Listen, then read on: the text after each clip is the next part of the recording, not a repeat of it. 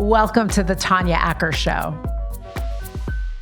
9-year-old Grayson Roberts and his mother, Terica, are my next guests. Grayson was born with a condition called Axenfeld-Rieger syndrome. He has very little sight. However, that doesn't mean that he doesn't have great vision, which he does. I learned so much from this little boy and his mother. I think you will enjoy this conversation as much as I enjoyed having it.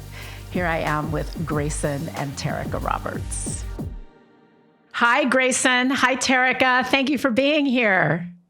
Thank you for having us. Grayson, so part of the reason I really wanted to talk to you is that I love to travel, and I know you love to travel. What made you decide that you wanted to travel and see the world?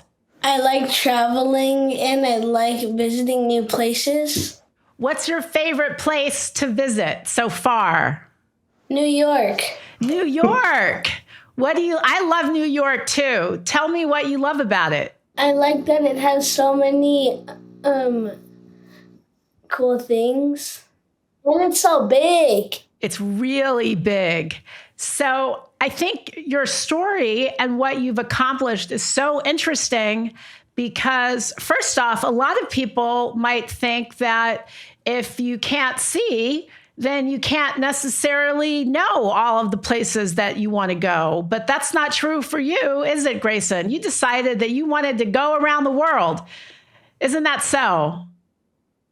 Yeah. Mom, tell us a little bit about your journey with this amazing young man who's inspired so many people. It's been a long journey. A long up and down battle fighting for his vision, the little bit of vision that he does have. He's extremely smart, very ambitious. He loves to travel. He loves to learn. And his visual impairment doesn't stop him from experiencing different places. He still experiences, like he said, for instance, New York, all the different lights, all the different noises, the different smells, all the things come into play. All those different things come into play for those who are visually impaired. And so those are all really good experiences for him, and different senses come into play. How did you come up with the idea for this lemonade stand? Because it's the lemonade stand that really makes Grayson an internet, social media superstar. But we'll get to that next. Where does that come from? So he had a transplant on July 5th, which really immobilized us and didn't allow us to really have a full summer. He loves to swim. He loves the beach. So we couldn't enjoy any of those traditional summer activities this year because of his recovery process. And so we came up with different things to kind of keep him busy around the house in different entertainment activities wise. It involves a lot of medication, the recovery process. He's on medication every hour. For 24 hours a day, so also very tired. But the lemonade stand was just another activity we could kind of do that would kind of give him hope of being able to go out more in the future. And it was also very, very hot. We're in LA. We've had a crazy heat summer this year. And so it just kind of came up as an idea and it just kind of took off. Charlie Rocket becomes aware of the lemonade stand. You put on this event with Charlie Rocket, Limitless Lemonade. Tell us about Limitless Lemonade. After our initial lemonade stand here at the house, Charlie, said, let's do a bigger one. Let's make this thing really big. And so over this, literally happened within 4 or 5 days.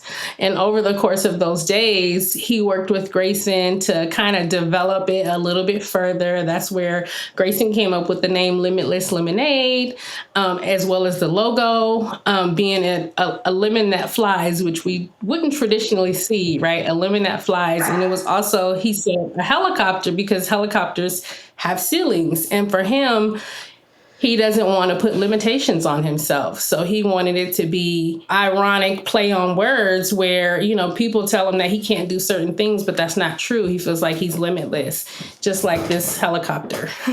Oh, there you go. And then Travis Barker makes a surprise visit. And didn't you play the drums with Travis Barker, Grayson? Yeah. I bet that was really cool. What was that like? It was super, super, super fun. It was super, super, super fun. You like playing And the that wasn't drums? no one knew he was coming. I think he said he saw it. He saw Grayson's Instagram the day before, and he really wanted to show up to the lemonade stand, so he made it happen. And Grayson it was his own idea when he asked him if they could sing together. It was just so organic. It was amazing. Surprise. We weren't even at first supposed to. Yeah, we weren't even gonna we couldn't find a drum set. So, because Grayson wanted to perform, right? So someone at the last minute said, "Hey, he can borrow my drum set." So they brought his drum set. So it just all worked out so perfectly. Surprise visit. You end up playing the drums with Travis Barker. And then now, Grayson, I am told that you're going to the School of Rock. Yeah. That is so awesome. What are you going to study? I assume the drummer. I assume that you want to be a drummer. I assume you're going to do drums. And band. And band. That's really, really cool. What kind of music do you like to listen to now? All kinds. Me too. That's cool. That way you can learn how to play all different kinds of things because you don't know what band, you don't know who's going to show up next at your next event. Like it could be a rock guitarist. It could be anybody. It could be anybody. He's a huge Stevie Wonder fan. You know, Stevie Wonder, I'm putting it out there right now. We're throwing this out to the universe. I think that Grayson would like to play with Stevie and would really also be very inspired by him. What do you think about that, Grayson? Yeah. Uh-huh. Tell us a little bit about Axenfeld-Rieger. Is it genetic? What causes it?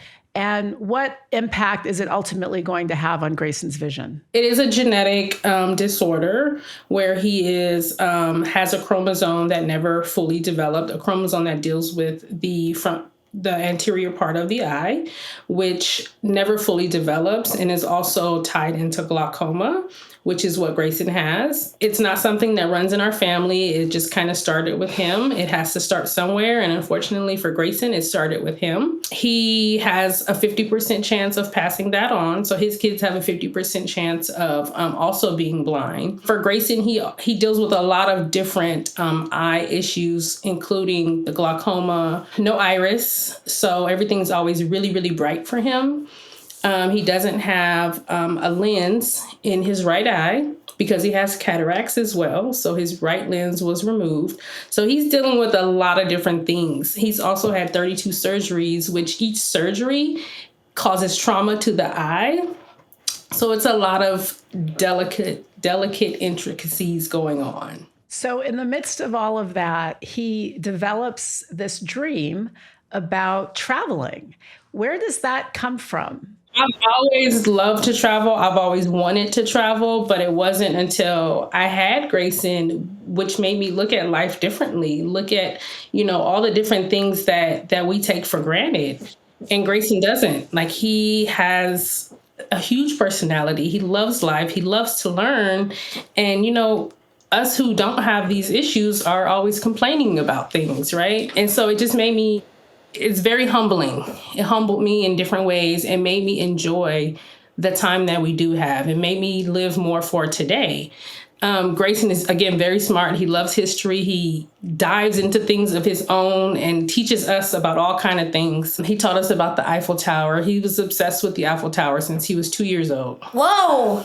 I mean, how much it weighs, the metal, everything, including an underground train that goes from London to Paris. So for his very first trip, we went to Paris so that he could experience the Eiffel Tower firsthand. And that was amazing. And since then, we've just experienced whenever we can, whatever I can expose him to, I do that.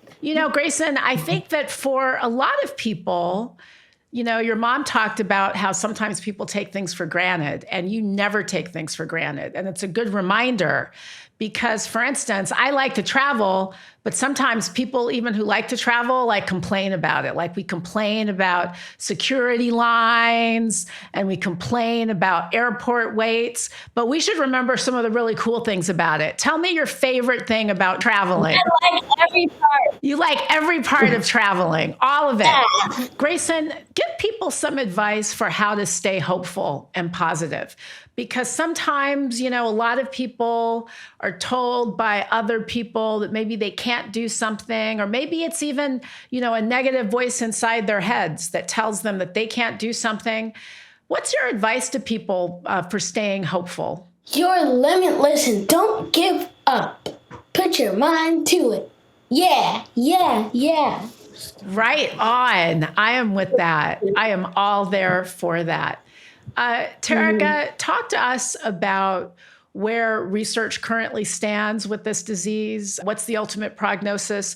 Are there any therapies that might arrest the development of the disease? What does the future hold? Because Grayson has so many different things going on, every surgery is more so to preserve the vision that he does have, to buy him time with the limited vision that he does have. It won't necessarily change the acuity of his vision, but preserve him being able to see to the extent that he currently does. I asked Grayson to give some advice to people, but you, Terica, as a parent living this and watching your baby boy grow up and hold on to dreams and grow bigger dreams in the face of this sort of diagnosis, what's your advice to parents and to others and caregivers who find themselves in this kind of situation? How do you stay hopeful? How do you continue to impart hope? I think just remembering that they're still people, they're still humans, and they can still live a very full life, and allowing them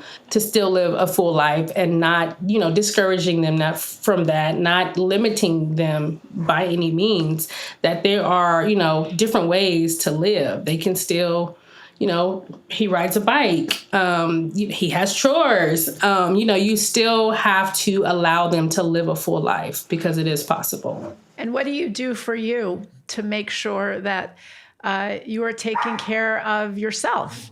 I travel without him. Hey. I travel without him. Hey.